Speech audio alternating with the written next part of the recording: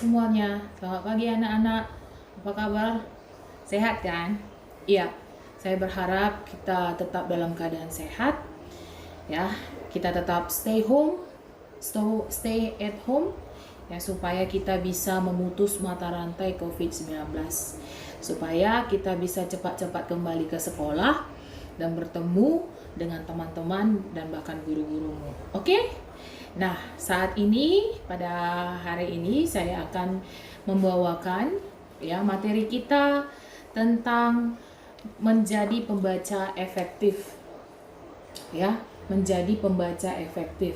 Nah, perlu kalian ketahui di sini ya, pembaca efektif maksudnya efektif adalah berarti tidak ada salah ya, penggunaan kata atau penggunaan bahasanya tidak ada yang salah, berarti dia harus sempurna ya, perfect kalau bahasa Inggrisnya ya. Jadi kalau dalam pembacaan, dalam penulisan ya, biasanya kalau misalnya penggunaan bahasa atau kata atau kalimat yang berlebihan dikatakan mubazir ya, berarti kita harus menggunakan bahasa, harus menggunakan kata, harus menggunakan kalimat, harus menggunakan paragraf, harus menggunakan bahasa yang efektif, bahasa yang tepat ya, bahasa yang tidak mubazir, tidak berlebihan. Oke? Nah, itu yang dimaksud dengan efektif.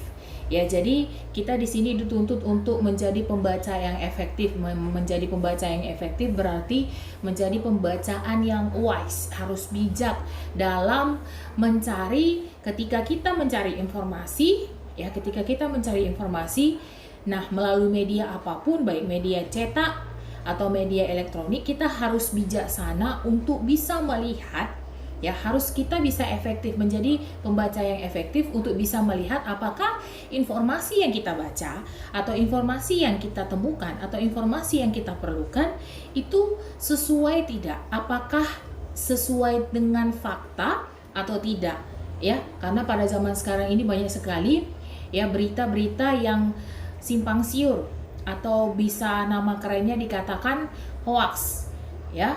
Jadi itu dia.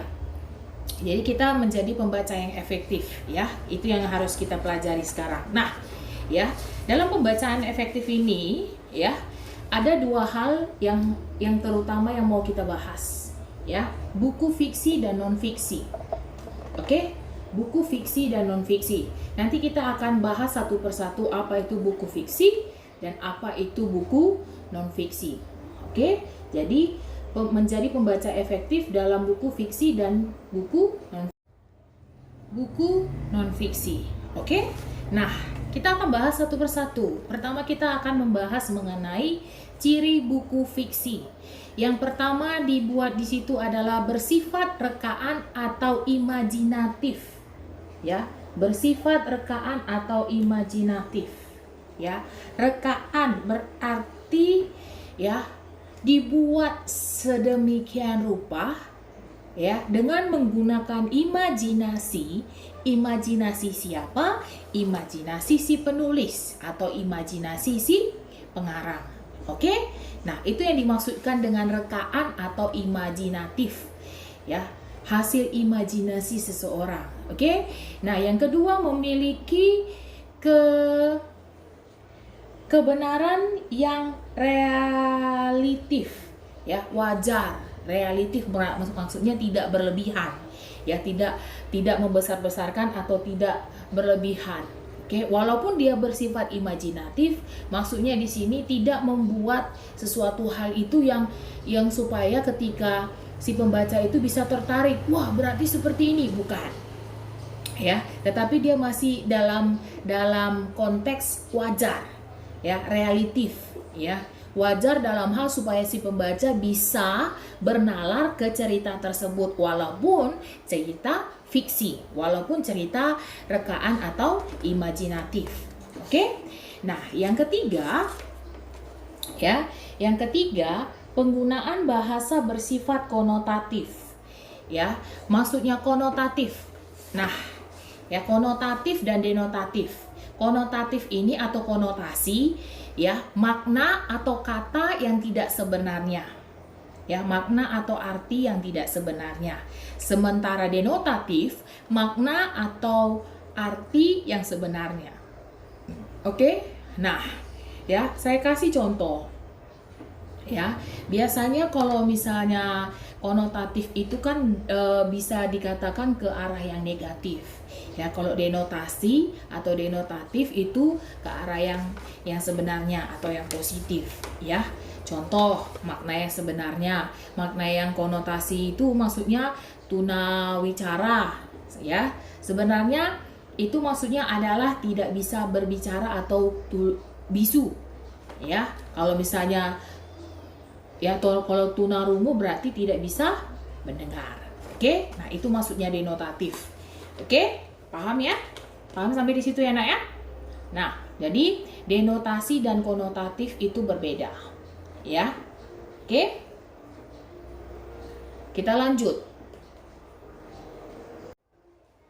Yang keempat, berisi tentang sebuah amanat. Ya, berisi tentang sebuah amanat. Ya, nah yang dimaksud dengan amanat kalian pasti sudah tahu, ya, karena kalian sudah pernah mempelajari itu. Oke, berisi tentang amanat. Amanat itu adalah pesan moral atau pesan yang terkandung dalam cerita tersebut. Ya, pesan yang terkandung dalam cerita tersebut. Jadi kalau misalnya si penulis atau si pengarang biasanya melampirkan amanat secara tersirat di dalam cerita fiksi tersebut. Oke, nah yang selanjutnya tadi kita berbicara mengenai fiksi. Baik, sampai di situ sudah paham ya, Nak ya, tentang fiksi. Oke, kita lanjut ya mengenai ciri buku non-fiksi. Oke, ciri buku non-fiksi. Yang pertama, bersifat menghidupkan perasaan atau menggugah emosi pembacanya. Oke, bersifat menghidupkan perasaan atau menggugah emosi pembacanya, ya, bersifat. Oke, menghidupkan maksudnya adalah menghidupkan melalui apa? Melalui ceritanya dengan menggunakan bahasa yang sedemikian rupa supaya orang yang membaca cerita tersebut bisa tergugah hatinya. Maksudnya tergugah hatinya adalah bisa merasakan apa maksud dan tujuan si penulis dalam bacaan non-fiksi tersebut. Oke, paham sampai di situ ya? Nah, yang kedua adalah ceritanya nyata. Oke, ceritanya nyata ya, dipengaruhi subjektivitas pengarangnya. Ya, ceritanya nyata dan dipengaruhi subjektivitas pengarangnya. Baik, kita bahas. Ya, ceritanya nyata. Ya, tadi kalau misalnya fiksi tidak nyata. Oke, kalau non fiksi nyata. Karena buku non fiksi sebenarnya dibagi atas 3. Oke, biografi, ya, kurikulum vitae atau CV, ya, dipakai untuk melamar pekerjaan.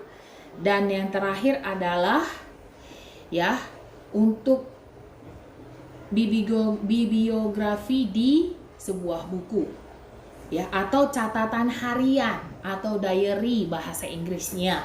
Ya, ada 3, biografi, kurikulum vitae atau CV, dan yang terakhir adalah catatan harian. Baik, kita lanjutkan. Ya, yang ketiga, bahasa yang digunakan denotatif. Ya, bahasa yang digunakan denotatif berarti bahasa yang sebenarnya. Ya, bahasa yang tidak memakai makna atau arti yang tidak sebenarnya, yang sesungguhnya bahasa yang digunakan. Oke, nah jadi dia kebalikan dari fiksi. Ya, yang selanjutnya, ya, yang mau kita bahas adalah mengenai unsur buku fiksi dan non fiksi. Nah, sebelum itu ya, tadi kita sudah bahas mengenai ya ciri-cirinya. Ya, jadi kalian sudah paham ya. Ya, jadi kita membedakan antara 2. Ya, nanti saya akan kasih contoh buku fiksi bagaimana dan buku non fiksi bagaimana. Oke? Nah, sekarang kita membahas mengenai unsur buku fiksi. Ya, unsur buku fiksi, bagian cover buku. Ya, bagian cover buku. Yang dimaksud dengan bagian cover buku ini dia buku fiksi. Ya, judulnya adalah Sang Aktris. Ya, bagian cover buku ini maksudnya, ini covernya. Bagian depan, halaman depan buku. Ya, bahwasanya menunjukkan buku itu yang berjudul adalah bukunya berjudul Sang Aktris. Nah, oke, paham ya? Nah, yang kedua adalah rincian subbab buku. Oke? Rincian subbab buku. Yang kedua, rincian subbab buku. Rincian maksudnya adalah ya, detailnya, pemberitahuannya. Bisa kita lihat dari mana? Bisa kita lihat dari daftar isi. Nah, ini dia. Ini ya maksudnya rincian. Jadi halaman sekian berbicara mengenai apa, halaman sekian berbicara mengenai apa. Ya, jadi rincian subbab itu, ya, rincian subbab buku itu berada di daftar isi. Oke? Nah, yang ketiga adalah judul subbab. Judul subbab. Oke? Judul subbab. Saya kasih tahu. Judul subbabnya itu mana? Ini. Oke? Kalau judulnya ini Sang Aktris. Kalau judul subbabnya mana? Ini dia. Oke? Ya. Nah, yang selanjutnya tokoh dan penokohan. Oke? Tokoh dan penokohan. Yang keempat, tokoh dan penokohan. Ya, yang keempat, tokoh dan penokohan.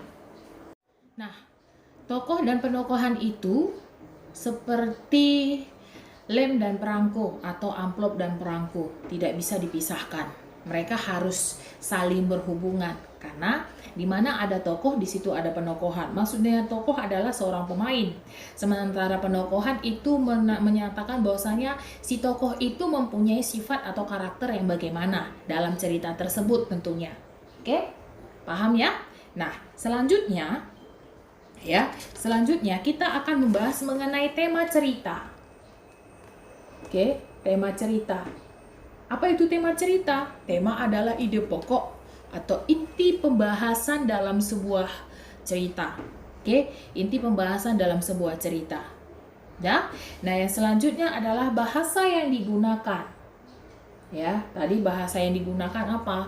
Bahasa yang digunakan adalah merupakan bahasa kiasan atau bahasa konotasi atau konotatif. Ya. Nah, yang keempat, yang selanjutnya adalah penyajian alur cerita.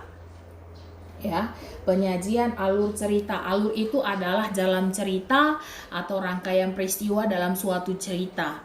Ya, alur itu terbagi atas 3, alur maju, alur mundur, dan alur campuran. Oke, paham ya? Nah, tadi berbicara mengenai unsur buku fiksi. Sekarang kita membahas mengenai unsur buku non-fiksi. Unsur-unsurnya yang pertama adalah bagian cover buku. Ya, saya kasih contohnya di sini buku pelajaran kalian. Ya, bagian cover buku. Ini yang dimaksud bagian cover buku. Bagian depan buku. Ya, ketika kita melihat suatu buku, kita bisa mengetahui itu buku apa, berarti kita harus lihat dulu covernya apa. Oh, ditulis di sini bahasa Indonesia, berarti buku ini berbicara atau isinya tentang bahasa Indonesia. Udah? Yang kedua adalah rincian subbab buku. Oke, rincian subbab buku. Rincian subbab buku sama ya seperti buku fiksi tadi. Rincian subbab buku bisa kita lihat melalui apa? Melalui daftar isinya.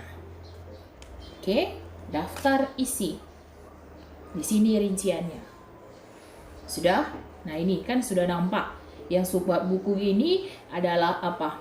Yang dihitamkan, tulisannya yang ditebalkan atau di bold.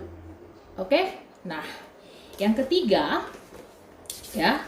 Yang ketiga adalah judul subbab buku, ya.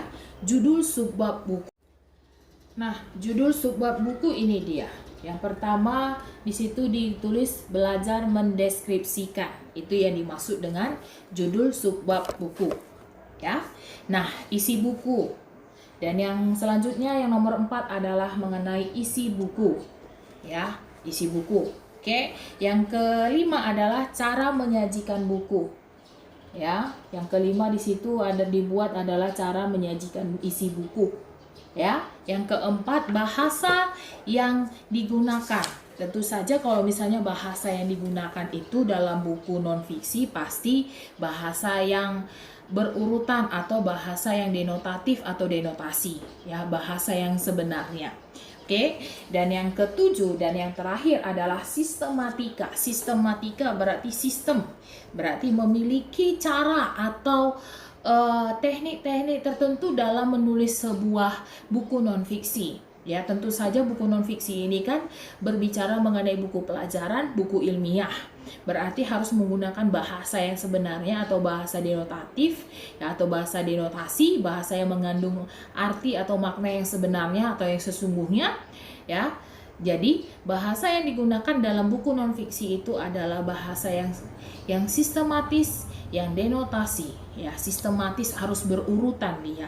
Tidak bisa random, tetapi dia harus berurutan, harus runtut. Ya, karena yang namanya buku non-fiksi untuk dipelajari semua orang, bukan berarti buku fiksi tidak dipelajari semua orang, hanya saja ya dia harus sistematis. Ya, karena bab yang pertama dengan bab yang lain saling berhubungan. Oke, sampai di situ sudah paham ya, Nak? Ya, oke. Nah, kalau sudah paham, kita akan membahas mengenai rangkuman buku. Ya, rangkuman buku ini mencakup keseluruhan, baik itu fiksi dan non-fiksi sama saja. Ya, nah, yang pertama adalah membaca informasi secara umum. Maksudnya secara umum adalah biasanya kalau kita membaca sebuah buku, biasa contoh, saya kasih contoh. Ketika kita ingin membeli buku, biasanya kita harus melihat, kita pertama sekali yang kita lihat apa? Kita lihat covernya. Oh, inilah yang kubutuhkan. Ya, ini yang dimaksud adalah secara umum. Kita lihat dulu covernya, kemudian kalau misalnya dia buku non-fiksi berarti kita lihat sinopsisnya. Sinopsisnya bisa dilihat di mana? Di belakang buku. Ini dia yang dinamakan sinopsis. Ya. Ya. Sinopsis biasanya gunanya untuk memberitahukan secara garis besar atau secara umum buku itu berbicara mengenai apa. Sama dengan buku pelajaranmu, ya, sama saja. Nah, yang kedua adalah membaca secara umum isi buku, ya, membaca secara umum isi buku berarti setelah lihat covernya, ya, atau setelah lihat covernya, setelah lihat cover buku, kita buka bukunya, ya, kita buka, kita perhatikan, oh ini dia, ini yang kubutuhkan, ya. Pertama lihat daftarnya, daftar isinya, kemudian lihat per subbab, ya, diperhatikan. Oke? Nah, itu yang dimaksud dengan secara umum, berarti secara cepat dia melihatnya, berarti membaca sekilas, ya. Dan yang ketiga adalah memahami susunan berpikir pada setiap bab dan subbab, ya, memahami susunan berpikir pada setiap subbab dan bab, ya, bab dan subbab. Oke? Sudah? Nah, yang keempat adalah rangkumlah bacaan dari, ya, dari buku fiksi dan non-fiksi, ya, berdasarkan ide pokok yang ada pada teks tersebut. Bu, gimana kalau misalnya kalau dalam buku fiksi itu kan banyak contoh, buku fiksi itu kan novel, ya, cerpen, pasti kan lebih dari kalau novel lebih dari 10.000 kata, ya.